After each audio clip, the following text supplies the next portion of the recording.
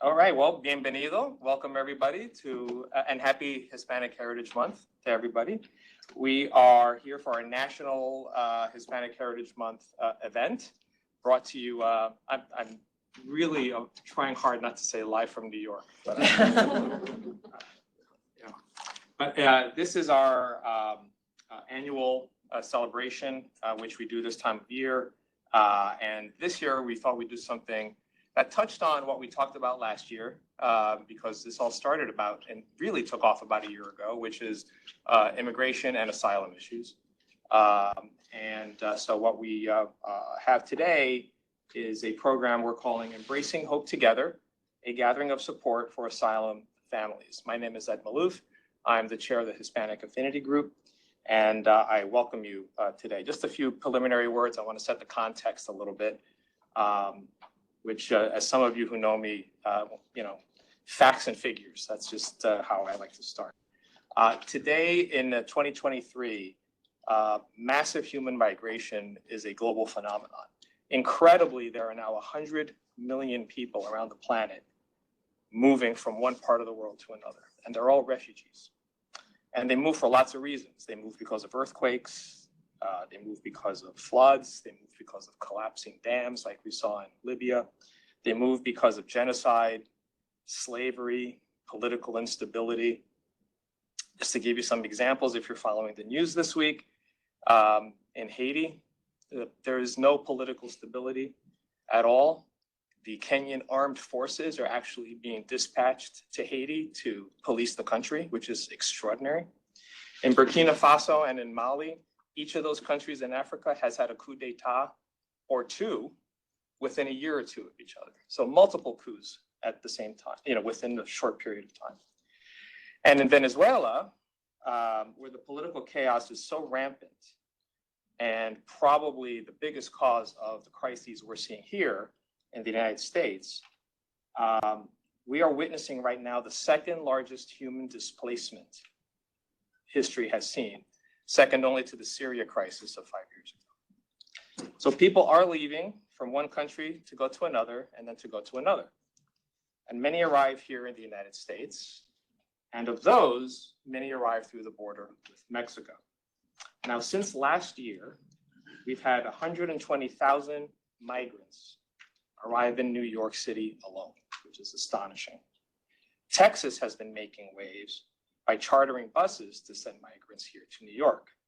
And out of those 120,000, we attribute about 16,000 of those to Texas, to the Texas busing program. It's about 13%. But it's not just New York. All of the cities where Seyfarth has offices, Chicago, LA, DC, Houston, they're all under duress. And in an effort to relieve some of that strain, the federal government exempted Venezuelan citizens specifically, those asylum seekers from Venezuela, and allowed them to start looking for a job right away upon arrival instead of being on the dole. That is not the case for the other immigrants, but at least that has made a little bit of a dent in the right direction. So this is the broad context in which we are encountering migrant and asylum issues in this country. And what we see in many of the cities where Seyfarth has offices is where we cross paths with this crisis. So no matter what you think about the broader policy issues, that's not what we're here to talk about. What we're here to talk about and focus on today is the reality that there are people here who need our help. And so who try to help make it better? Okay, I'm gonna maybe put a smile on your face now. Then grandma. And I'm not kidding, I really mean grandma. There's a wonderful organization called granniesrespond.org. And they are a national organization with presence in every city around the country. And they work to provide dignified support to refugees seeking asylum in the United States. A member of that network and an organization with which Seyfarth New York has had the honor of working is Team TLC New York City. And we have the honor of having on our panel today the head of that organization, the literally tireless Ilze Thielman. She's the executive director in this all-volunteer organization, and she's been working for them with them since 2019. She's a former lawyer. She's like a lot of us, Well, we're current lawyers. She's Soon to be. yeah. And you may have seen her on programs on PBS, BBC, Fox. And for some of the local folks here, she is on a program called Metro Focus that is showing tonight at 6 o'clock on PBS on Channel 13. So we are lucky to have her here with us today, absolutely. She's going to tell you a little bit about Team TLC New York, what it has done for migrants in New York, and the many day-to-day challenges and difficulties that these folks encounter. Like I said, a year ago, we talked about migrant issues. And when we were learning about the busing of migrants from Texas to New York, at the time, we all here in New York, at least, realized this is literally occurring across 8th Avenue from us. This was literally happening in our backyard. And so what we did was we made a phone call and then made another phone call. And eventually we got a hold of Ilze's organization. And then before you know it, many of you in this room were crossing the street to help. And you were taking food and personal hygiene products and clothing across the street. You were also dedicating time and effort to interview or be with some of the families and prepare packages for them to take home.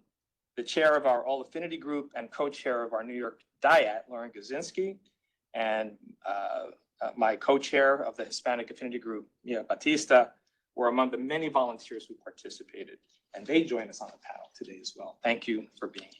So Ilze, thank you for being here. Thank you. I want to turn this over to you, and if you can just take a second to explain to everybody, what was it like in 2019? What was the lay of the land in terms of immigration, so that maybe you can juxtapose it to what we're seeing today? Sure. First of all, thank you so much, Ed, and everybody for hosting me here today. And thank you so much to all of the volunteers who came and helped out at Port Authority last year when we were in true, underwater crisis mode. I'm forever grateful to all of you and to all of the volunteers and all of the people from all over the city of New York who have really, really stepped up and helped us in this challenge. I always say that when I see the faces of the people who show up and bring us donations and make donations and show up to volunteer and do clothing drives and coat drives for us, that's when I see, if I may, the face of God. That is what true heavenly power is to me. I'm not a particularly religious person, but that truly is what I feel like I'm seeing every day. So I'm so grateful. So in 2019, I had retired from my practice of law, for a 24-year practice of law, and because of some issues in my home family. And when the dust had kind of settled on that, I was looking for meaningful work that I wanted to do. And at the time, it was during the Trump administration, and they had recently implemented their family separation policy at the border. And we were seeing children in cages on the news every night. And so I just Googled, I just wanted to know how can I help, as many people have and have found Team TLC. I found Team TLC. It was about 3 weeks old at the time. It had been founded by a lovely woman who was no longer with the organization, named Virginia Child. And I said, I can volunteer for this group. So we started packing up care packages, and we were just meeting people at different bus stations around the city, not just Port Authority, but the other ones as well, and just guiding people and helping people who are on their way from the border to their sponsors. It was a kind thing that we were doing. We were providing some snacks and some hot food and some toiletries and whatever they needed, just helping them along the way. And we were doing that for a few families a week. I continued in that voluntary role for the next couple of years, and gradually, as other people kind of wised up and left, I continued and wound up at the helm of the organization just in time for what we're in the middle of now. So I became the head of Team TLC in January of 2022, and in April of 2022, the governor of Texas started sending busloads of people to Washington, D.C. And it was clear to us that it was not going to be long before that was going to come to New York. And through my network of volunteers and other Grannies Respond groups and individuals around the country, I wound up being contacted by somebody who's sort of on the inside with the governor of Texas's program. And she alerted me personally, and no one else, because she was sort of doing it on the down low, that the first bus from Texas was going to arrive on August 5th. So we're 14 months to the day past that, yeah. So I was a deer in the headlights. As I said, we had met a few people at, Port Authority, at the Greyhound, at the Peter Pan bus, a couple times a week. We had about 10 active volunteers, and this was just above and beyond anything that we had ever witnessed or experienced. Did you have an idea at that time how many people were arriving? Was it going to be multiple bus loads, did she say? Was it one bus load? What was the, did you have an idea as to how much of an onslaught this was going to be? Well, she really wasn't sure, but she knew that this one bus with 54 people on it was leaving, Texas at such and such time, Eagle Pass, and would therefore, based on, routes and, expected travel time, that we should expect it at about 6 o'clock in the morning on Friday, August 5th. And she said she would keep me posted if there were going to be additional buses. But she at first said this might just be another, kind of stunt, and he's going to keep, the governor's going to keep focusing on DC. So I didn't know what to do. And I reached out to some of the other activists that I had met through this work. And together I gathered, 8 of my volunteers, and we got some of the other organizations that have been serving this community for a long time involved. We had Rethink Food provided 54 hot meals, and Rap for Bronx provided transportation, and the South Bronx Mutual Aid provided, assistance in getting into the shelters and translation services. And together, these 8 women, with all this backup, support, greeted that first bus. And when we got to the gate, when we finally found out where they were going to be, the only other people who were at that gate was a news crew from Fox News that had been tipped off by the governor of Texas. And they broadcast live, exactly as had been planned, trying to embarrass the city and say, here we are in this sanctuary city, and there are 54 illegal migrants just arrived, and the city's nowhere to be found. There are just these 8 ladies from some little group who are apparently, trying to help these people and are intervening and kind of taking control of the situation, coming between us and the migrants, which was very important because we didn't want anyone saying anything on camera that could jeopardize their claim to asylum. Their status, yeah. Yeah, exactly. So it was broadcast live, and when the mayor and the commissioner of immigrant affairs saw it for the city, for New York City, saw it, they realized that they probably should have helped out when I called upon them in the first place. And immediately, we've got the commissioner of immigrant affairs down at Port Authority, shaking hands with people. But by that time, we had fed everybody. We had transported everyone to shelters or to their family in the tri-state area, or gotten them on buses to other cities to be reunited with their families. We transported one young lady to the hospital because she had diabetes and had not had insulin for 4 days, because these people were not treated in any humane way when they were put on these buses. They were basically, just herded on and not given the basic necessities of life. And we had taken care of these folks, and we were really, really proud of ourselves. But you better believe the next time a bus came, the mayor himself was there. That's what I was going to ask you, right? Because how did we get from 54 to, I said before now, it was like 16,000. Yeah. And what has Team TLC New York done? And I know part of the answer because we were there. Yes. But what exactly is, for everyone's sake and for everyone who's watching from different cities, what did Team TLC New York City do at that point as the volume really ramped up? Right. Yeah, so I mean, for once, I was happy that Fox News had covered the story. I was not happy with the language they used, and I sought to correct that in every opportunity. But there was a lot of publicity from that first bus, and we put out the word through social media and word of mouth, and just started signing people up to come down and start greeting buses and helping us take care of these people. And before long, we had about 500 people who were volunteers. We went from about 10 people to 500 people on our roster. By the end of the year, we had 800 people on our roster. We currently have 1,500 people on our roster. And what we did, we worked with the city and with the Port Authority, the people who run the Port Authority bus terminal, the Port Authority. I should just interrupt for a second for everyone else around the country who's watching, but the Port Authority bus terminal is actually a unique thing. It's actually here in the city of New York. It's across the street from the Seyfarth office, but it's actually owned and operated by both the states of New York and New Jersey, which makes it one of those marvelous interstate compacts that we all read about in law school as we were studying constitutional law. And it's an unusual beast because the governors of both states get to decide what happens over there. And it's not always, easily managed, I guess is the right term. That's very kindly put. I'm trying to be polite.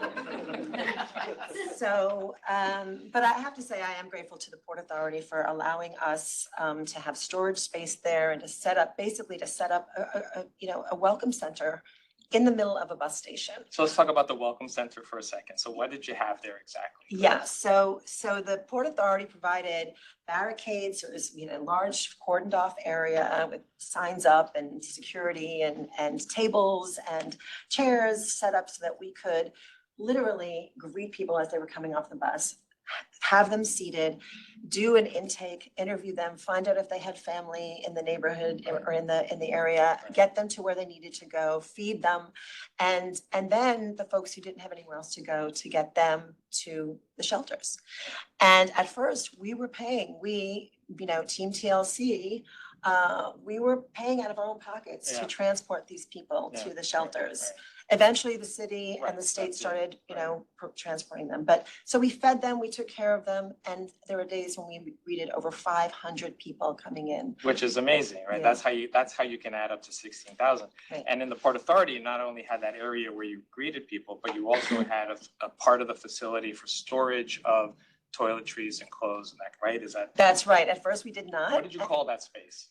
Hell. I was gonna say warehouse, but hell works. In Hell's Kitchen. Hell's Kitchen.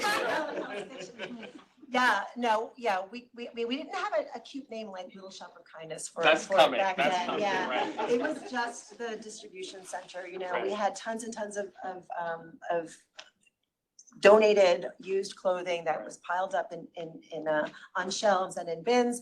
And we were not allowed to have the migrants come into that space to choose the clothing for themselves. So we had to, take orders and go and fulfill those orders. So that kind of takes me to when we started Right. working with you, Right. because not only was that facility where you received people off the bus, but also families knew to come back there Exactly. when they needed more clothing, or like I experienced, we need more diapers, kind of thing, lots of different things like that. So I want to turn, Lauren, you were one of the folks who volunteered over there when already there were folks who were coming back to the facility. What was your experience like? I'd seen it and heard about it on the news, but I part of me was like, why did it take me so long to just go over and see it in person when it's right across the street? And I recognize it was actually for function and for their safety. There were also some protesters who came and were kind of trying to be threatening essentially to these people who were dazed when they're coming in. So it was for their protection, but when I first went in, there was a bit of surreal nature to the fact that they were kind of in pens. Because you have these barricades and you have these armed Port Authority officers there. I understood that it was for their own security, and I think most of them did. And TLC and the volunteers made sure to try to make them understand it. But again, you have these people sleep deprived, insulin deprived, food deprived, completely dazed. A lot of them don't speak any English or very little English. And, and I was wondering about the impression for them. I've always been frustrated that I was that quintessential American who never learned another language. And it made me even more frustrated and kind of embarrassed for myself And certainly for the younger generations, I really urge that kind of insularity, that American insularity is no good. So I was a picker in the back, in the warehouse. I didn't find it to be. You were in hell. I did not find it to be hell, to be clear. I actually was really touched when I walked in there because it was a pretty huge space and the volume of donated goods and the variety was pretty incredible. But there was also, it was a crisis time. They were in piles, these donated goods, and so I did sorting. And then I did picking, so to speak. And because I didn't speak Spanish or any other language, and most of what I heard was Spanish, I was largely in back trying to decipher what people wanted and try to give them what they were looking for. And a few things about that. One is that Ed mentioned diapers, and I was told this. What was really like, they wanted clothes, they wanted shoes and everything, but they really, really needed kind of hygiene products. And then there was also, and they couldn't afford to be embarrassed about this. And I certainly have never thought myself embarrassed, but especially the women, with feminine hygiene products. And then I was trying to get the right size bras for women as a picker. I mean, hey, that's what they needed. So that's what we were there to give them. And then, because people needed to leave, some of the volunteers, and there were still some orders that I was working on, I was asked to go out and do it. And so I took my Google Translate out and tried to do it. And one other point I'll make here is, and it was the best that could be done at that point, but as we're fast forwarding without being a spoiler to the later iterations of what you're doing, it was frustrating for them and frustrating for me wanting to give them exactly what they wanted. They weren't asking for like multiple of something and to be greedy, but they put down shoes, they put down sizes, they put down clothes and everything, but they were not really, there was no way that they could be given a lot of agency over what they want, getting something that they felt would feel good wearing, that their children who are scared as hell would feel a little bit excited about, even though I knew there was some really good stuff in the back and I was doing my best. So near the end of my shift, there was this one family with a range of kids. There were 4 kids and the wife and the father, the mother and the father.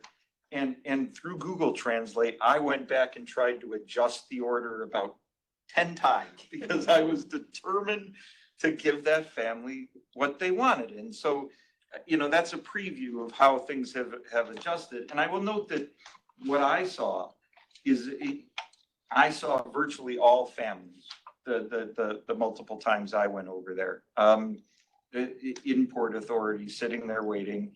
And like I said, I mean, they were at a very vulnerable point. They were really tired. They were hungry. They were confused. They were uncertain about their future and just, what your organization is doing to try to help. And it just felt really good and really important to be part of that. And then the last thing I'll say, from a big picture standpoint, some people might think these things are in tension. I think, pick your favorite mangled metaphor, 2 sides of the same coin being about balance. But I think it's about respecting and striving to understand as well as you can both our commonality and our difference. And the commonality, I mean, these are fellow people and going through, things that you can't imagine. The difference is that they're going through things I never dreamed of going through that I can't imagine. There's the cultural difference. And we're in Hispanic Heritage Month. And yes, a lot of the people I saw had taken that route through Mexico, but it wasn't everybody. It really is important to keep in mind both of those things at the same time. I think that's really beautiful Thank you very sentiment, much. Lauren. Thank I you so think much that's for terrific. doing that. And I can tell you from personal experience, I saw this guy back there. He was awesome. He is so quick on the Google Translate. I was so proud of Lauren. I was like, you don't need me around.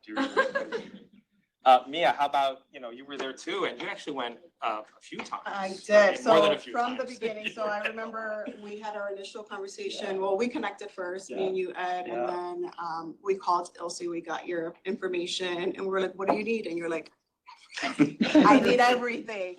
So we're like, okay, so what do you need the most? And you said, we need folk, like boots on the ground. We need help. We need people to help us. So I know we started coordinating groups here and thank you, New York office. Thank you for coming through. But we did a rotation, we did a schedule, we had people take time slots. And then before we took the folks over, we were like, what do you mean at Port Authority? Where is this? I commute through Port Authority every day and I'm like, I haven't seen this. Where exactly in Port Authority? So we walked over before we brought the first group. Yeah, we scouted the place. We scouted the place. I was like, I need to go see first and where are we going?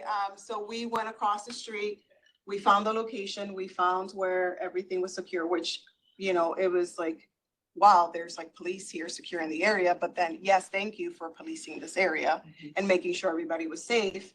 And then there was a amazing group of volunteers there that greeted us immediately, let us through. And then they were like, let's take you to the storage room. We're like, storage room? What do you mean? There's a storage room in Port Authority. So when we went in, I was like, oh my goodness, this is like, it's like one of those shows that they open the door and you walk in and you're like, where am I? It was amazing. I know we've referenced it as hell, but I was like, this is beautiful hell because where there was so much going on. It was so organized by the team that was already there. So we then came back, reported back. We're like, okay, we can take groups. So we started bringing the shifts over. And I know a lot of folks here volunteered to take shifts and then rotations, walking folks over. So we walked the folks over, took them to the check-in area. And then we started, either you were an intake person if you spoke Spanish, or like Lauren hustled his way and was able to do it and did amazing.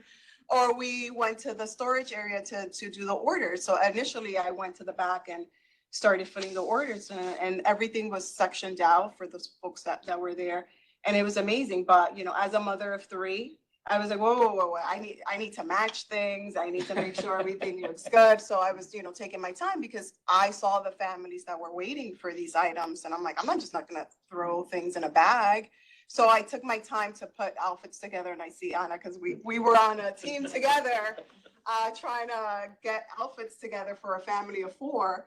And it was a very humbling experience because, they're out there still smiling. And here we are. And I said I was not gonna get emotional, but here we are. We take so much for granted. And I said I was not gonna cry, but yeah. I just want to congratulate the New York Yes. office, and I know Pat and Julie did an amazing job also helping us get some of our staff over there with modified hours and schedules, and you guys did an amazing job as well for everybody. Making without anyone having to lose pay to go over there. So really appreciated that effort as well. For my own part, and I'm like Mia, I'm really keeping it contained. But, Emotional mess here, guys. I'm just a mess. She's an emotional. But also as a native Spanish speaker, I was able to go over there and really all of my time was spent meeting people and taking so-called orders. And even though I saw the back, I saw what was going on, I went to see the team. I was busy hearing stories, and these were like horror stories of people who literally walked from Venezuela to Mexico, to the Texas border. They walked the whole way. And if you're not familiar with the Darien Gap, which is that little piece of jungle between Nicaragua and Colombia, that little part of Central America there, that's treacherous, awful terrain, and it is dangerous. And the stories I was hearing from a lot of these folks, they couldn't believe they made it out. They couldn't believe they made it to the other side of the jungle, and they still had another 1,500, 1,700 miles to go. But it was terrible things they were seeing. Not everyone made it through. They saw that. Some people were attacked. People were turning on each other. They saw that. I mean, the amount of trauma that they must have gone through was just extraordinary. And all driven by the lack of political stability by and large in Venezuela, not only there, of course. But that is part of, I think, what had brought them through that process. Yeah, you have everybody here crying right now. I'm here trying to get everyone's attention, and everyone's got tears coming down. Let it out. So now let's move on a little bit. Okay. No more crying. No more crying. Oh, I can't guarantee that. No, not in the contract. You know what? Okay There's to be crying. There's crying. Yeah, it's okay to be emotional. But Ilse, I want to come back to you for a second, because then there came a point, without getting into the why, please, because that could take up another hour, that you had to leave the Port Authority. So can you limit to like 2 sentences why you had to leave? So bad. But more importantly, really more importantly than, being the creative person that you and your team are as a unit, what did you do next? And I'm foreshadowing because that's what everybody has, a piece of paper that says Little Shop of Kindness. And around the other offices also, you should have these flyers in your rooms. And if you need an electronic copy, we'll deliver them to you as well. But what exactly did you do, and how did you sort of execute on that? So, yeah, the description of what we were doing is dead on. It's exactly right. And the frustration that you expressed, and that the migrants who were serving experienced in not having that agency over being able to choose what they were going to take home with them, really bothered me and bothered my volunteers. And so when we had to leave Port Authority for a number of different reasons, some of them were made hell even more hellish, but we'll leave that aside right now. Can I just say, okay, you're not going to say it, so I'm going to say it. You got kicked out by the city, right? Okay, the city kicked them out of Port Authority. It was shameless. Okay, I'll stop with that. Yeah. You can continue. So we looked for other space to do this work, and my dream was to set up a shop, to have a beautiful space. For some reason, it always included fresh flowers. I always had this picture of having fresh flowers, and a place where people could choose the clothing, try the clothes on, have a cup of coffee, have something to eat, socialize with other asylum seekers and with the volunteers. And that was my dream, and I barely dared to dream it because it seemed like off the wall. But by some miracle, we got that space. The Greater New York Conference of Seventh-day Adventists had helped us find some church space, and we were waiting for that to be kind of finalized and for the construction on that space to be done. And we were basically told, you need to get out of the Port Authority now. I'm sorry that you don't have any space, but you need to get out now. And it was February, and I was, distraught because these people needed coats and boots, and we had not been able to distribute anything for a couple of weeks. And I just felt like a total failure, and that we were letting these people down just at the worst possible time. Sure, absolutely. And so I called Pastor Samuel, who was our connection to the conference, and said, is there any space anywhere that just temporarily until the church is ready that we can see? And she said, can you meet me somewhere right now? And I said, I will go to the moon if you were to tell me that we have space. And I walk in to this former bookstore, and it's got a lobby and it's got shelves. Can I just say one thing at this point? I'm sorry to interrupt you, but this is prime real estate, guys. This is 40th Street across from Bryant Park between 5th and 6th Avenue. Beautiful. This is primo real estate in New York City. Okay? Yeah. And it hadn't been used since before COVID for whatever reason. And they said, you can come in here for 6 months, until you figure out the next thing. And so I got my volunteers down there. We scrubbed, they retiled some of the missing tile on the floor. We pulled down some shelves. We all had masks on because it was dust and dirt and a mess. And within a couple of weeks, we had set up the Little Shop of Kindness, and it really was my vision. We hung, strings of globe lights with my trademark paper lanterns and fake ivy, and set it up as an actual shop with a little dressing room and a little area for people to get something to eat. And eventually we brought in partners who were able to help them with things like getting health insurance, getting their children enrolled in school. We had the New York Public Library come in doing tabling and getting people signed up for library cards, which gave them access to all kinds of services, classes, programs at the library, including English language classes. We set up a legal triage table that we had 2 days a week, where people could come and have some questions answered, fill out some simple forms, and be directed to folks who could help them with their asylum application. So we were a one-stop shop for a lot of different services, including, not service, but the really important element of dignity and normalcy, and feeling like they were not just a charity case, that they were able to come in and even get some costume jewelry and some toys for the kids and just feel a little bit normal and be treated as valued customers. Right, yeah. And I can tell you, I had been, I'm going to fast forward for a minute. The little shop is currently not at that location. I'll get to that in a second, or you'll get to that in a second. Yes. But I had been there and was very happy to have Ilze show me around and spend a lot of time. And I got to tell you, you walk in and there's this little front area where you have the legal triage table, the health insurance table, the New York Public, everybody was sort of there. And it's just this beautiful chaos of children running around, waving their books. Look what I found, in Spanish, of course. And, they're trying to make sense of the whole thing, but they're very happy and comfortable. And it was so obvious that they felt safe there. It was so obvious that they felt like there was that sense of normal. God knows what they had specifically been through to get there. And they felt like, at least there was a moment of like seeing smiles on their faces. Right. Was worth so much. Right. So fast forward to last Friday.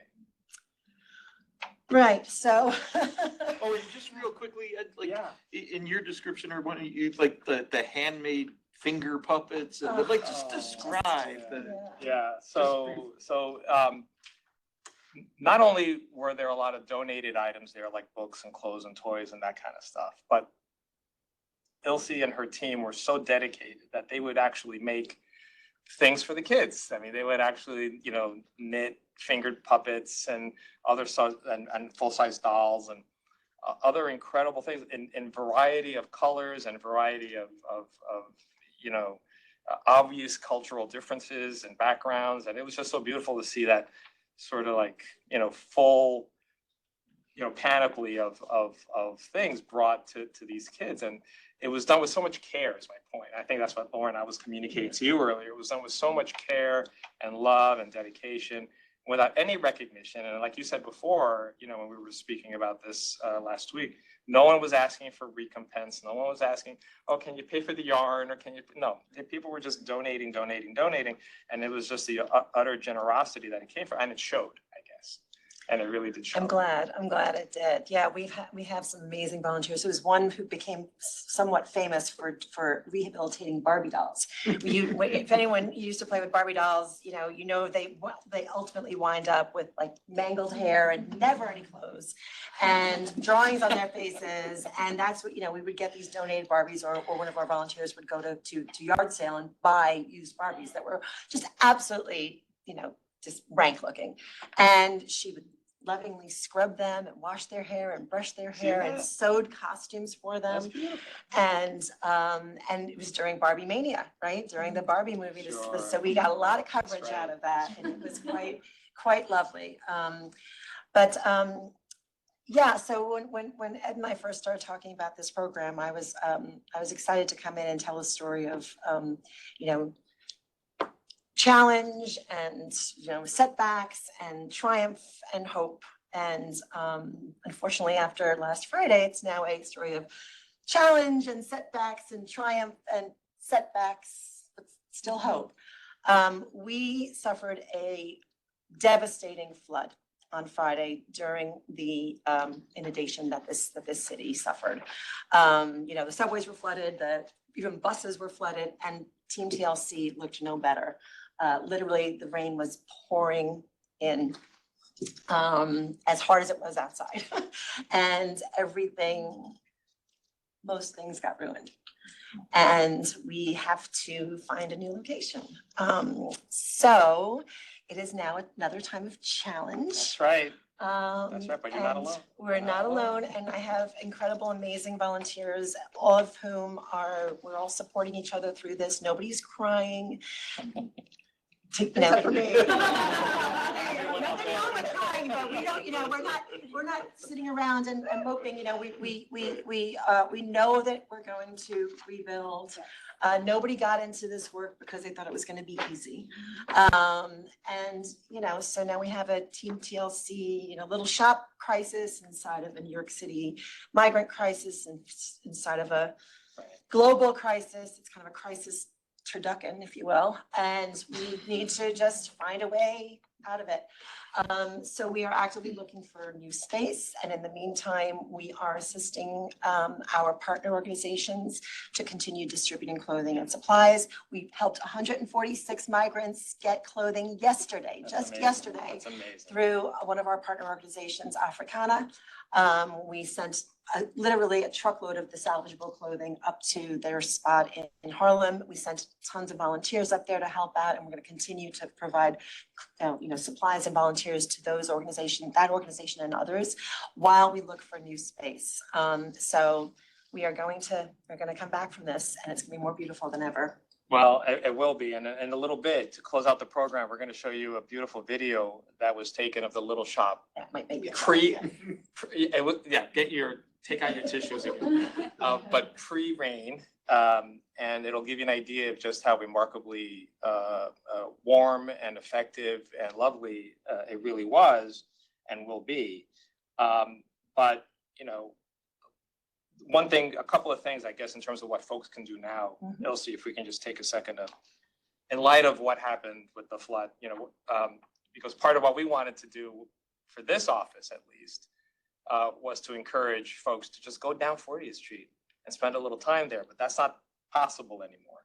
But now the call to action, if you want to act at all, is on those flyers that we've distributed to everybody, at least on the monetary side. You're still able to receive things from your registry? Yes, Okay, so- we've changed the delivery address, Okay. and we also are going to very soon be able to start receiving drop-off donations. The address on the registry is not capable of receiving drop-offs, but so we've lined up some houses of worship to help us with that. So we'll be able to start receiving drop-offs in Mhm. different locations. Mhm. And as I said, we are still going to have volunteers doing this work. So we are setting up shifts at Africana and other places where you can continue to actually work face-to-face with migrants and be touched by their stories and be touched by the fact that you can actually make a difference in a human being's life at the lowest point of their life. You can touch these people and be touched and impact people in real, genuine, meaningful, important ways. So I do encourage everybody to please, go on the website, click on volunteer, and keep trying, because we're gonna be, making a transition right now, but you can volunteer here. You can volunteer at these other locations. You can volunteer for the legal triage table. We're looking for a new location for that. We're hoping we might have something as soon as tomorrow. And in the meantime, just keep pressing forward with those donations and with your support, and find us a new space. Yeah, right. So, And it just real yeah, of quickly, course. as a lawyer who can't help wordsmithing, my hope is for nice-sized shops of Yes. kindness. Yes, I think that's right. I think that was our dream, kind of down the road. We were hoping to duplicate this, and there was already some work, started to do that. So yeah, that would be really ideal. So, the future is bright. It's just going to be a little tough, but thinking about what these people have gone through to get here and the stories that we have heard personally, it's very humbling, as you said, to be upset because we had to mop some floors and move some stuff when these people literally looked death in the face and sometimes saw people dying in front of them. you know, it's not as bad as it could be, and we're gonna bounce back. And commercial real estate colleagues, Yeah. maybe some of your clients. We're gonna be knocking on your doors. I've already sent Ed our wish list of Right. specs, so. Exactly, but in terms of immediate action, at least that would be tangibly, received immediately. Those flyers have under the donate column, folks. You can go online and donate. There's an Amazon registry, a Target registry. If you're on Zelle, you can donate cash straight away. There's a little QR code, which I thought was so high tech. Oh my God, I was so impressed we could do that. If you want to donate, through Zelle on that. And it may not be as convenient in terms of actual physical time to donate based on what Ilze and company sort of come up with in different locations and different centers. It may not be as convenient as just going down the street. It may be something that you do maybe after work or on a weekend instead of what was previously like, you know what, I'm going to take an hour and run down there and help out as quickly as much as I could, which has a certain really loving appeal to it because it just brings your day, to a different kind of tempo. Yeah. And I'm sorry to see that go. I really am. But, we'll certainly do here in the office our part to keep you all informed on the actual physical piece, because that is New York centric. But in terms of the other offices, we also talked about getting those other offices connected to Granny's Respond locally. Right. So to the other offices, we'll be getting, through Ilse's help, we're going to be connecting you all with your local Granny's Respond branch, if that's the right word, I don't know, chapter. Yeah. And maybe there's more that y'all can do as well, physically, actually being there. And the like. Finally, the last thing I'll say is if there's any in-kind donations, like walk-ins that you want to bring into the New York office, I know Andrew has a space set aside for that. You all can start bringing it in as well, and we'll just hold on to it. And then at some point, we'll get a van or something, or whatever. We'll drop it off at some point. Location. Yeah, whenever you decide, you want to go, say go. Thank you. Well, I just want to thank you all again. I mean, everyone who volunteered and everyone who's here to listen to our story, and Seyfarth in general for being so supportive. And I'm just really want to express my deep, deep gratitude. Well, we appreciate everything you've done for the city and everything you've done for all these folks, because you really are a treasure. Thank you. Oh, thank you. No, here, that's all I got for tissue. Mike, can we get the video rolling? And what I'm going to ask folks up here to do, because I think the video is showing behind us. So we're going to step down off the stage and we're going to hang around for a little bit. But if you all want to watch the video here on the screen, hopefully the audio will work as well. Thanks, everybody, for coming. Thank you Really so much. appreciate it. When asylum seekers walk in here for the first time, there is a look of disbelief. They can't believe that this space is for them and that they can try things on. We have a little fitting room here. We have shoes. They have a chair to sit down and try on their shoes.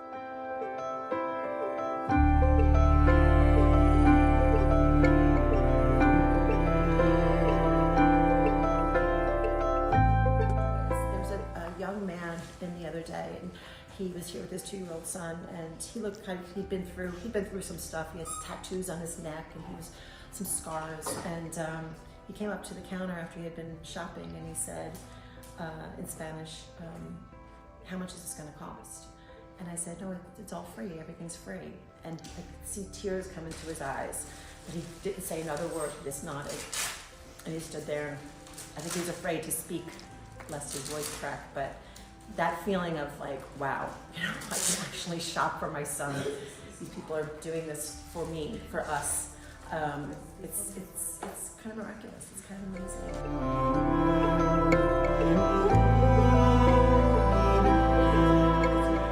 Why do I do what I do? Twofold. Number one, I'm an immigrant myself.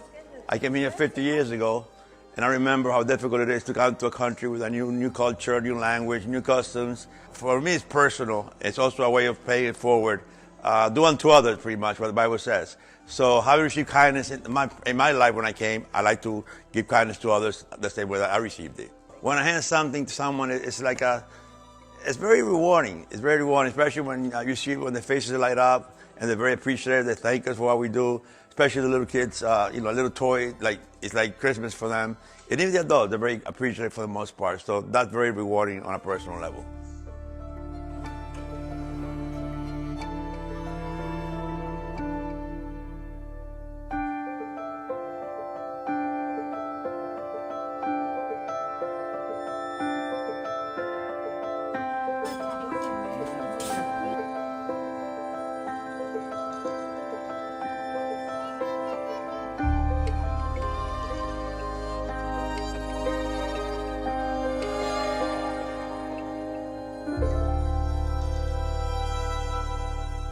Adiós.